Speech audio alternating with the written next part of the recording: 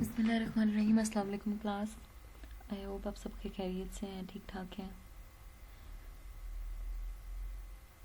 अब तक हमने अपने 4 चैप्टर ख़त्म कर लिए हुए हैं, ठीक है। और वो कौन कौन से हैं? वो हैं जी, पहला हमने इंट्रोडक्शन पढ़ा है फार्माकोग्नोसी का और स्कोप उसका देखा है, जिसका टेस्ट भी हो चुका है आप लोगों का, ठीक है। और फिर हम उसके अलावा पढ़ चुके हैं जी सेकंड चैप्टर क्रूड ड्रग्स और उसकी क्लासिफिकेशन देख चुके हैं। फिर हमने पढ़ा टर्मिनोलॉजीज़ बहुत सारी जो यूज़ हुई हैं वो पढ़ी हैं हमने फार्माकोग्नोसी के अंदर जो यूज़ होती हैं टर्मिनोलॉजीज़ यूजुअली। देन हमने इवेलुएशन ऑफ क्रूड ड्रग्स, जिसमें 5 तरह की जो है किस्में हैं जिनको आप यूज़ करते हैं इवेलुएशन करने के लिए। क्रूड ड्रग्स की आइडेंटिफिकेशन के लिए 5 तरह की यूज़ होती हैं, जैसे ऑर्गेनोलेप्टिक है, माइक्रोस्कोपिक है, बायोलॉजिकल, फिज़िकल, केमिकल, इस तरह की चीज़ें यूज़ होती हैं। आज हम अपना नेक्स्ट लेक्चर स्टार्ट करने जा रहे हैं, दैट इज़ एलर्जी।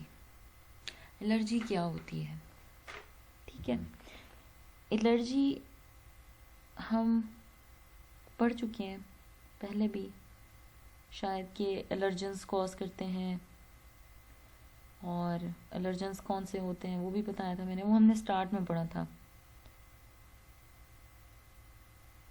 एलर्जी को एक और वर्ड से याद रखा जाता है and that is hyper sensitivity. Hyper sensitivity क्या होती है? एक ऐसी कंडीशन होती है जिसमें जो हमारा प्रोटेक्टिव इम्यून सिस्टम है ना, जो कुव्वत मुदाफ़ियत है हमारी, उसका हार्मफुल इफेक्ट हो जाए बॉडी पे। अब बुखार जो है वो कब होता है? जब अपनी बुखार एक इम्यून सिस्टम का वो है, अंदर की जो टॉक्सिन्स होते हैं ना, अंदर की बीमारियां, उनको बाहर की तरफ फेंकता है बुखार की सूरत में। तो बुखार को कहा जाता है, बुरा नहीं कहना चाहिए, क्योंकि ये आपकी उल्टा कुव्वत मुदाफ़ियत को बढ़ाता है। लेकिन हाइपर सेंसिटिविटी या एलर्जी में क्या होगा? आपको कोई रिएक्शन हुआ है, बाहर से किसी चीज़ ने आपको काटा है, या आपको कोई सर्दी लगी है, या कोई जुकाम वगैरह ऐसी कोई भी चीज़ आपको एलर्जी हुई है, मतलब रिएक्शन हुआ है, तो उससे ये होगा आपका इम्यून सिस्टम उस बीमारी को मारने के लिए या कुछ भी करने के लिए कोई रिएक्शन देगा जो कि बहुत ज़्यादा सिवियर हो जाएगा आपकी बॉडी के लिए। That is allergic reaction, hyper sensitivity उसको बोलते हैं। अब ये एलर्जी के सिम्टम्स यहाँ पिक्चर में नज़र आ रहे हैं। कफ हो सकती है, खांसी का हो जाना, इची नोज मतलब नाक में खराश हो रही है, ठीक है, खारिश हो रही है, रनी नोज नाक का बहना, रेल आपकी जो फेफड़े हैं उनमें दर्द उठना, ब्लिस्टर्स बन जाना, ठीक है। और ब्लिस्टर्स भी बीमारी होती है एक दाने से, और उसमें पीप किस्म की भर जाती है, पीप वगैरह भर जाती है, राइट। फिर उसके बाद आ जाता है जी एडिमा। एडिमा होता है मुंह के अंदर या कहीं पे भी बॉडी के अंदर पानी का भर जाना। स्नीजिंग आ जाएगी, छींकें बहुत ज़्यादा आना, रेडनेस, स्किन जो है आपकी बॉडी लाल हो जाना, रैश हो जाना, इचिंग, या आपको पूरी बॉडी में खारिश होना। That is the allergy system symptoms, sorry, allergy के सिम्टम्स इन पिक्चर्स में आपको समराइज किए गए। अब आ जाते हैं हम इंट्रोडक्शन पे। What is allergy? Allergy is also called hypersensitivity. Hypersensitivity हमने पढ़ा, ऐसा रिएक्शन होता है, ऐसी नॉर्मली कंडीशन को बोलते हैं, रेफर्स टू अनडिजायरेबल रिएक्शंस, जिसमें आपको ऐसे रिएक्शंस होते हैं जो आपकी बॉडी नहीं करना चाह रही होती या जो आपके फ़ायदे के लिए नहीं होते। Produced by the normal immune system, जो प्रोड्यूस कहाँ से होते हैं? नॉर्मल हमारा जो कुव्वत मुदाफ़ियत है उसी के थ्रू प्रोड्यूस होते हैं, जिनमें एलर्जीज होती हैं मुख्तलिफ तरह की। इस सारी चीज़ों को हाइपर सेंसिटिविटी कहते हैं। हाइपर मीन बहुत ज़्यादा, सेंसिटिविटी, सेंसिटिविटी बढ़ गई है बॉडी की, तो रिएक्शंस तो आएंगे ही ना।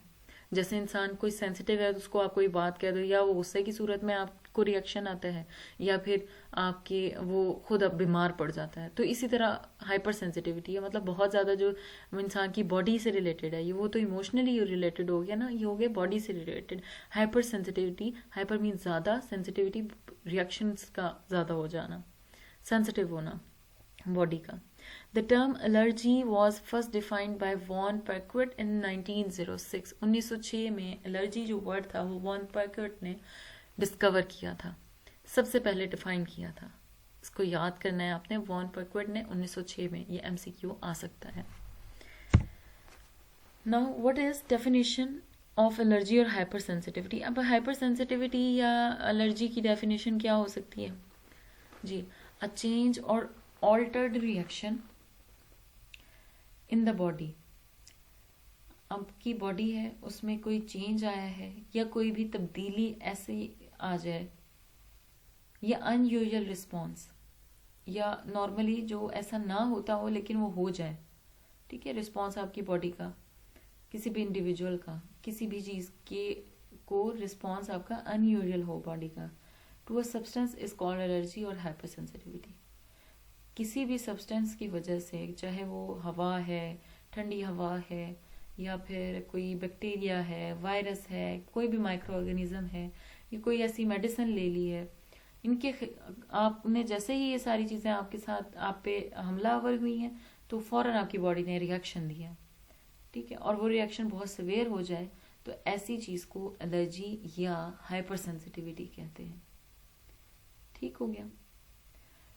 According to British immunological society, immunological society, the allergy can be defined as. अब ब्रिटिश इम्यूनोलॉजिकल जो सोसाइटी है, एक सोसाइटी बनी हुई है वहाँ पे जो इम्यूनिटी से रिलेटेड स्टडीज़ को कंसीडर करती है, उन पर रिसर्च करती है।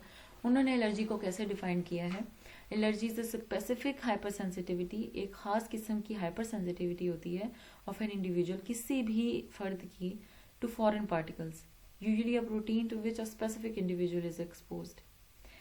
अब बाहर से कोई भी पार्टिकल आया आपकी बॉडी के साथ, उसका इंटरेक्शन हुआ, चाहे वो कोई माइक्रो ऑर्गेनिज्म हो या कोई भी पोलन्स हो या कोई डस्ट वगैरह हो, तो बॉडी ने क्या किया, उसको खास किस्म का रिएक्शन दिया, ठीक है।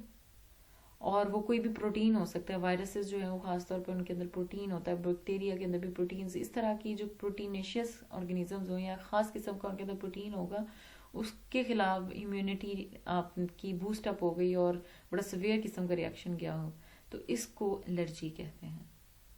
या फिर an allergy is sensitivity.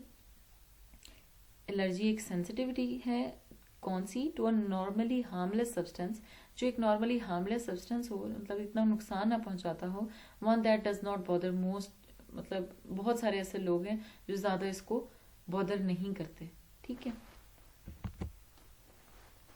Mostly ज़्यादा बॉदर नहीं करते, तो एलर्जी का नाम ये हो गया। एक से हार्मलेस सब्सटेंस, अक्सर कहते हैं नहीं नहीं ठंडी हवा है तो क्या है, लेकिन अक्सर लोग बीमार भी पड़ जाते हैं। तो कंडीशंस डिपेंड करती हैं आपकी कब चेंज हो रही हैं, आपकी बॉडी का रिएक्शन कब क्या हो सकता है। तो एलर्जी कभी भी कहीं भी हो सकती है। अक्सर लोग डस्ट एलर्जी हो जाती है, उनको मिट्टी से मसला होता है, झाड़ू थोड़ा सा आपके घरों में हो तो किसी को डस्ट एलर्जी है, उनको ये शिकायत होती है कि उनको बहुत ज़्यादा जल्दी छींकें आना शुरू हो गई हैं, या बुखार भी हो जाता है। अक्सर को गोश्त खाने से बुखार चढ़ जाता है, और किसी को बीफ खाने से, बड़ा गोश्त खाने से जो है स्टमक अपसेट हो जाता है। तो ये हर तरह की एलर्जी है। किसी को फूड एलर्जी है, तो किसी को डस्ट एलर्जी है, किसी को धुएं से एलर्जी है, और किसी को ठंडी हवा से एलर्जी है, किसी को पोलन से, जो ये खासतौर पर मई का महीना आता है या जहाँ पे गंदम की कटाई होनी होती तब भी अक्सर लोगों को हो जाती है, बाहर के मौसम से भी हो जाती है, और कई लोगों को बाहर की जो ये फॉरेन पार्टिकल्स, तो बैक्टीरिया वायरसेस तो बीमारियां करते ही करते हैं आपको। बाकी हर तरह की एलर्जी आपको हो सकती है, स्किन रैशेज हो जाती हैं। तो these are the immunity reactions, जो इम्यूनिटी हमारी कुव्वत मुदाफ़िर रिएक्शन के तौर पे किसी भी फॉरेन पार्टिकल को देती है, ठीक है। एलर्जिक का मतलब क्या है? When an individual, जब कोई फर्द, कोई आदमी, develops an unusual response to substance or condition that is harmless to others। अब कोई भी इंसान जिसको एलर्जी हो जाती है ना, बेसिकली उसको एलर्जिक बोलते हैं कि तुम तो एलर्जिक हो, ठीक है। उस फर्द को बोलते हैं कि ये एलर्जिक बंदा है बहुत ज़्यादा। उसकी मिसालें मैंने आपको बता दी हैं। किसी को खांसी होना शुरू हो जाती है, किसी को ज़ुकाम होता है, किसी को ये ठंड में अक्सर लोगों को हो जाता है, या कईयों को डस्ट की वजह से हो जाता है, तो कईयों को प्रैक्टिकल करते हुए लेबॉर्ट्रीज़ में भी हो जाते हैं। हर तरह की डिफरेंट एलर्जीज़ हैं, हर एक की सेंसिटिविटी मुख्तलिफ है, हर इंसान की बॉडी की फंक्शनिंग मुख्तलिफ है। मतलब वैसे तो जनरल है, लेकिन हर एक का रिएक्शन जो अंदर हो रहे हैं वो बॉडी चेंज है, हार्मोनल लेवल भी चेंज है, तो बॉडी का कंट्रोल भी हर एक का डिफरेंट है। हर एक जैसी फंक्शनिंग नहीं है, तो कोई भी किसी भी सेंसिटिविटी का शिकार हो सकता है, और जो जिस सेंसिटिविटी का शिकार होगा उस पर्सन को बोलेंगे एलर्जिक। एलर्जेंस क्या होते हैं? एलर्जेंस हमने पढ़ा था, नाम से भी पता लग रहा होता है। मतलब allergy, gens mean generation, formation, allergens allergy cause करने वाले, एलर्जेंस, ठीक है। फॉरेन सब्सटेंसेस, जो भी बाहर के पार्टिकल्स होंगे, वो आपने बाहर के पार्टिकल्स मीन आपकी अपनी बॉडी की नहीं है वो चीज़, या तो आपने ड्रग किसी मेडिसिन की सूरत में लिए तो आपको रिएक्शन हो गया, या फिर आपने कोई चीज़ ऐसी खाई है जिसकी वजह से आपका मैदा अपसेट हो गया, या फिर आप बाहर निकले हो डस्ट की वजह से, बैक्टीरियल या वायरल अटैक हुआ है आप पे, तो वो आप एलर्जिक हो गए हो। तो इसको उनको फॉरेन सब्सटेंसेस कहते हैं। ऐसे foreign substances that can cause allergy are called allergens. कोई भी बाहर की जो सब्सटेंसेस होंगे, आपकी बॉडी से बाहर की अज्जा या चीज़ें जितनी भी होंगी, उनको एलर्जेंस बोलते हैं, जो कि एलर्जी कॉज करते हों। एग्जाम्पल्स कौन सी हैं? पोलन हमें पता है, जो प्लांट से निकलते हैं ब्रीडिंग सीजन के लिए, फ्लावर से निकलते हैं ये, और फिर आगे जाके अपना जनरेशन बढ़ाते हैं, फर्टिलाइजेशन करते हैं, इनको पोलन्स बोलते हैं, ठीक है। और फिर मोल्ड स्पोर्स आ जाएंगी, राइट। पोलन जो है ख़ास तौर पे मेल फर्टिलाइजिंग एजेंट होता है फ्लावरिंग प्लांट्स का या ट्रीज़ का, और ये it is also a major allergen. और सबसे इम्पॉर्टेंट जो है ना मेजर एलर्जन पोलन ही है, जो कि सीजनल एलर्जिक रिनाइटस मीन्स ये जो खांसी नज़ला ज़ुकाम हो जाता है ना मौसमी, उसको रिनाइटस बोलते हैं। ये फ्लू नहीं बोलते इसको, जो ज़ुकाम को, जो मौसमी ज़ुकाम होता है उसको फ्लू नहीं कहते। फ्लू होता है इन्फ्लुएंजा वायरस, वो बड़ी ख़तरनाक बीमारी है, उसकी वैक्सीन होती है। तो फ्लू आम ये नज़ला ज़ुकाम को नहीं बोलते। आप लोगों ने अपने इर्द गिर्द लोगों की भी जो है वो इस्लाह करनी कि जी ये, अब उनको रिनाइटस तो नहीं पता होगा, लेकिन आप लोग पढ़े लिखे हैं तो अपनी फील्ड में जो भी होगा आपने कहना है रिनाइटस, इसको रिनाइटस बोलते हैं। तो पोलन आम सीजनल या मौसमी रिनाइटस कॉज करते हैं। मोल्ड्स हो गए, स्पोर्स, मोल्ड्स होती हैं, फंगस होती है, स्पोर्स हो गए, डस्ट, मट्टी, कॉटन, लिंटर्स हो गई, ये सारी चीज़ें प्लांट से रिलेटेड हैं। फीदर्स अक्सर लोगों को पत्तों से भी होती हैं, ठीक है। Linters the short fibres clinging to cotton seeds after ginning. जो लिंटर्स वो होते हैं जो धागेदार होते हैं ना, कॉटन के साथ लगे हुए होते हैं, उनसे भी एलर्जी होती है। और स्पोर से भी एलर्जी होती है, ये भी फर्टिलाइजेशन के लिए वैसे काम आते हैं। स्पोर्स यूनिट होता है ये सेक्सुअल या एसेक्सुअल रिप्रोडक्शन का, जो पोलन्स को लेके जाने में मदद करते हैं कहीं पे जहाँ पे उन्होंने ब्रीडिंग करानी है, फर्टिलाइजेशन करानी है, ठीक है। इनसे भी हो सकती है। वोलेटाइल ऑयल्स, परफ्यूम्स, अक्सर लोगों को खुशबूदार चीज़ों से भी छींकें आना शुरू हो जाती हैं। तो ये सारी चीज़ें क्या कहलाती हैं? एलर्जेंस कहलाती हैं। एलर्जिक हमने पढ़ा कि कोई भी इंडिविजुअल जो डेवलप कर ले अनयूजुअल रिस्पॉन्स अपने अंदर किसी भी सब्सटेंस के खिलाफ, तो लेकिन वो हार्मलेस ना हो दूसरों के लिए, उस इंडिविजुअल को क्या बोलते हैं कि ये जी एलर्जिक है पेशेंट या कोई भी इंसान। एलर्जेंस वो फॉरेन सब्सटेंसेस होंगे जिनके थ्रू एलर्जी हो सकती है, जैसे पोलन्स हैं, मोल्ड्स हैं, spores, dust, cotton, Lintner's, feathers या फेदर्स, वोलेटाइल ऑयल्स या परफ्यूम्स, ठीक। अब आ जाते हैं साइन और सिम्टम्स क्या हो सकते हैं जी।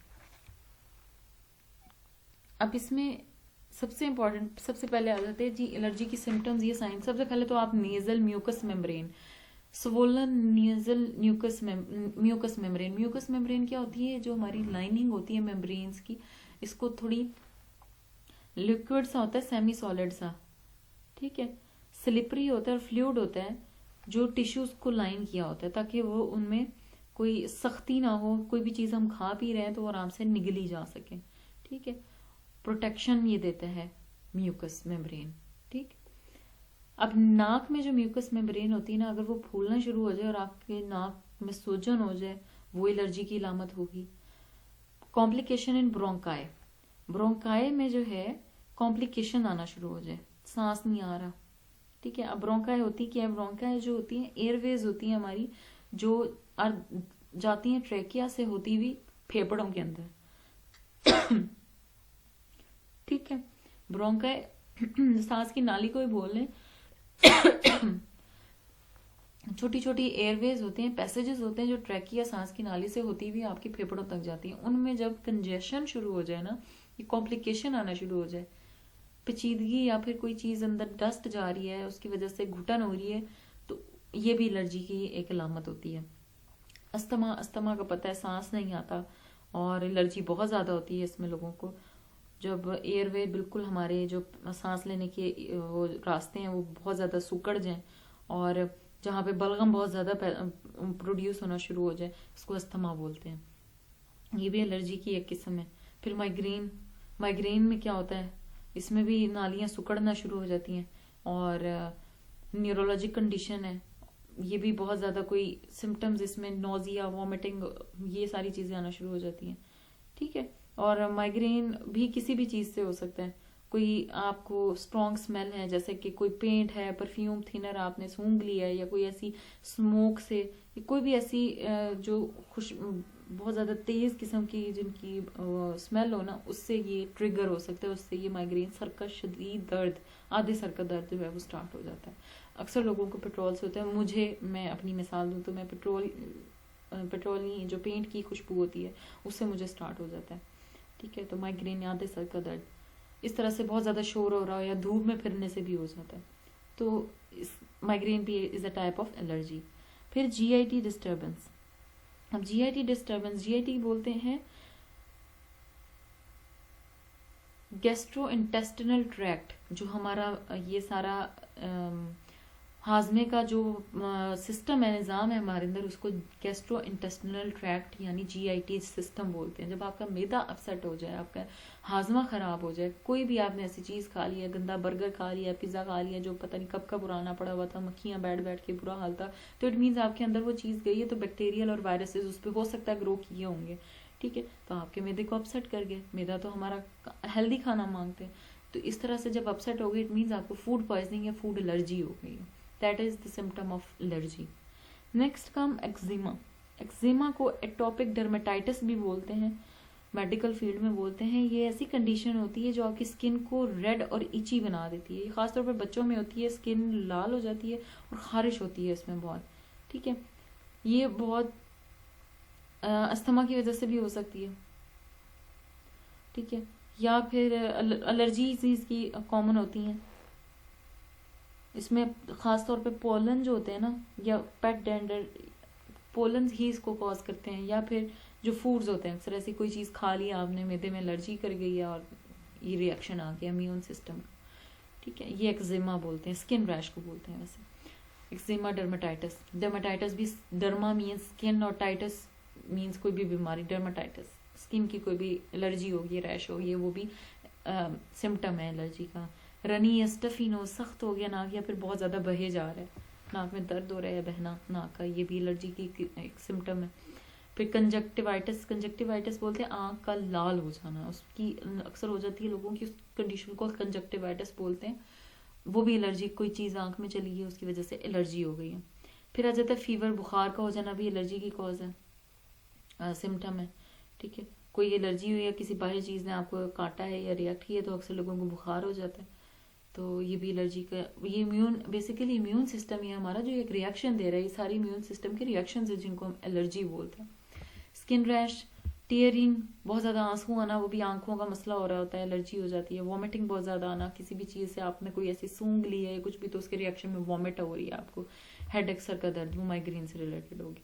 these are all the sign and symptoms of allergy।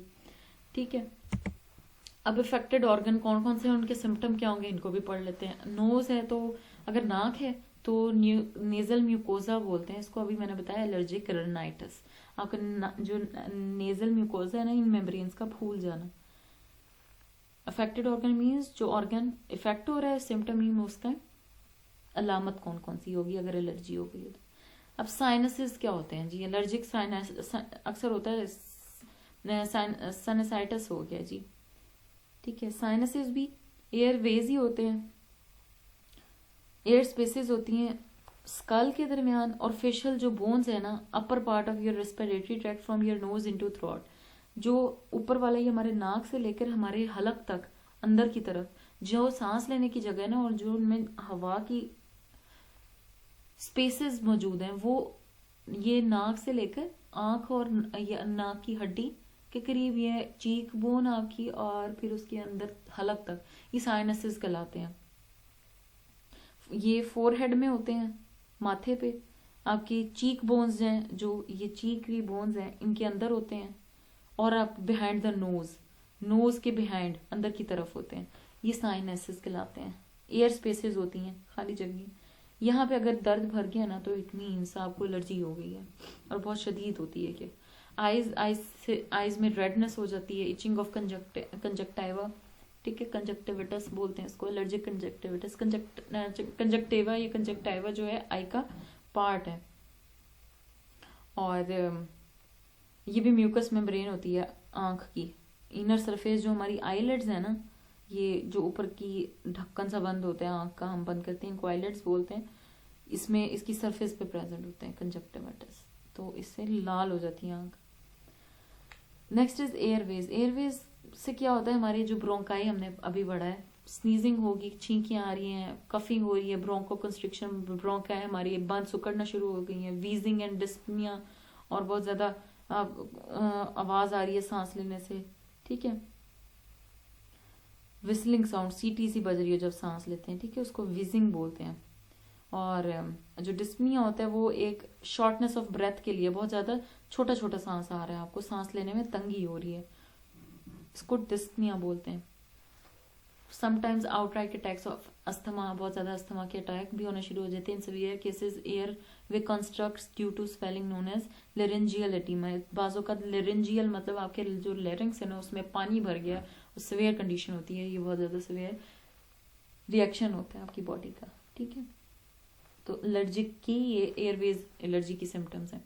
फिर है जी ईयर्स, कानों की क्या होती है, feeling of fullness, possibly pain, बहुत ज्यादा फीलिंग ऑफ फुलनेस, मतलब आप भरा भरा और उबकाइयां सी आना, पॉसिबली पेन, बहुत ज्यादा दर्द होना कान में। इम्पेयर्ड हेयरिंग, बिल्कुल आपको आवाज सही से समझ नहीं आ रही, due to the lack of eustachian tube drainage, जो अंदर वैक्स भर गई है ना, जो ट्यूब होती है कान की, ड्रेनेज, उसमें आपके ड्रेनेज नहीं हो रहा, बहुत ज्यादा वैक्स भर गई, ये भी होता है एलर्जिक रिएक्शन, ठीक है।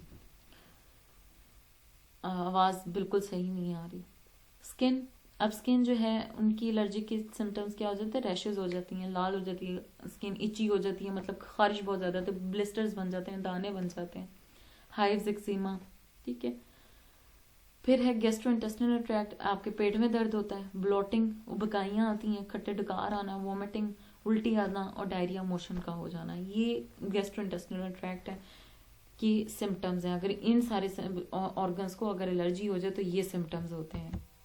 अब टाइप्स ऑफ एलर्जी क्या होती हैं, ये कॉजेस ऑफ एलर्जी, ये डिफरेंट टाइप्स हैं, ये हम बारी बारी करके पढ़ेंगे। पहले इनको हम वैसे ही देख लेते हैं कौन कौन सी होती हैं जी। नंबर 1, एनवायरमेंटल एलर्जी, जो एनवायरमेंट के थ्रू होती होगी। पोलन एनर्जी, पोलन एनर्जी हमें पता है, पोलन पढ़ के आए हैं हम, प्लांट के पार्ट्स होते हैं। फिर physical and psychosomatic allergy, physical आपकी कैसे अफेक्ट हो रहे हैं ऑर्गन्स, वो कौन सी एलर्जी होगी वो भी पढ़ेंगे। ड्रग एलर्जी, किसी मेडिसिन से अगर आपको एलर्जी हुई है। बैक्टीरिया एलर्जी, बैक्टीरिया कॉज कर रहा है एलर्जी, कौन कौन सी होती है वो भी देखेंगे। ऑक्यूपेशनल एलर्जी, और कहीं आप जो है इंसेक्ट बाइट्स या स्ट्रिंग्स ने आपको काट लिया, किसी कीड़े मकोड़े ने काट लिया, अक्सर को भेड़ काट जाते हैं तो उनकी स्किन इतनी सेंसिटिव होती है कि उनकी पूरी बॉडी पे दाने ही बन जाते हैं मोटे मोटे, ठीक है। तो इसको जो है इंसेक्ट बाइट्स बोलते हैं। एंड स्ट्रिंग्स, डंग से, डंग की एग्जांपल, स्ट्रिंग्स की एग्जांपल आएगी जो भेड़ बताया मैंने। फिर आ जाते जी एनाफिलेक्टिक शॉक। एनाफिलेक्टिक शॉक होता है सीवियर किस्म का शॉक, मतलब रिएक्शन हो जाना, एलर्जिक रिएक्शन फौरी तौर पे। और ऑक्यूपेशनल एलर्जीज मैं बताना भूल गई, सॉरी। ऑक्यूपेशनल एलर्जीज होती हैं जो ऑक्यूपेशन से रिलेटेड होंगी, आपके डिसऑर्डर जहाँ पे आप काम करते हो, ठीक है। और कोई भी ऐसा प्रोडक्ट है आपकी वर्क प्लेस में जहाँ आप काम कर रहे हो वहाँ पे प्रेजेंट है, चाहे परफ्यूम है, अगर परफ्यूम से आपको एलर्जी तो उससे हो जाएगी, या कोई भी ऐसा पोलन प्रेजेंट है या फिर केमिकल ऐसे प्रेजेंट है जिनकी वजह से आपको हो सकती है तो आपको एलर्जी हो जाएगी। एनाफिलेक्टिक शॉक हो गया। Cytotoxic allergy, cytotoxic means cell की तोड़फोड़, ठीक है। साइटोटॉक्सिक जो आपकी लिविंग सेल्स को नुकसान पहुंचाए, तो इस तरह से साइटोटॉक्सिक एलर्जी होगी। डिलेड हाइपर सेंसिटिविटी एलर्जी, ये सारी जो है टाइप्स हैं, ठीक है। डिलेड का वैसे मतलब होता है common immune response that occurs through direct action of sensitized T cells when stimulated by contact with antigen। इसको डिलेड इसलिए बोलते हैं। हाइपर सेंसिटिविटी तो में तो होता है हमें टी सेल्स, एक बहुत लंबा सिस्टम है। एलर्जी का भी वो भी पढ़ेंगे, लेकिन जो डिलेड होता है ना, इसका मतलब होता है काफ़ी देर से, बेसिकली जो 12 से 24 घंटों के दरमियान उसका साइंस या सिम्टम्स आना शुरू हुए एलर्जी को, तो उसको डिलेड, जी हाइपर सेंसिटिविटी डिलेड हो गई है 12 से 24 घंटों के बाद या इनके दरमियान में सिम्टम्स आना शुरू हों, अलामत जाहिर हों एलर्जी की। तो these are the types of allergy, ठीक है। इसमें हमने skin contact, poison plants, animal scratches, pollen, latex, ये इन सारी चीज़ों से भी आपको स्किन की बीमारियां होती हैं। इंजेक्शन, जो बी स्टिंग जो है, आपको जब इसका टीका लगता है इस मक्खी का, तो पता लगता है जी है मुझे एलर्जी हो रही है। इंजेक्शन मीन खाना, ठीक है। तो कोई चीज़ आपने अंदर लगी है, मेडिकेशन है, कोई भी दवाई हो सकती है। नट्स एंड सेलफिश जो होती हैं, शेलफिश, इन सारी चीज़ों से भी आपको हो सकती है एलर्जी, खाने से, फिश से भी हो सकती है। इनहेलेशन, पोलन से, पोलन भी इनहेल करते हैं ना, आप सांस लेते हैं उसके थ्रू आपके अंदर चले जाते हैं।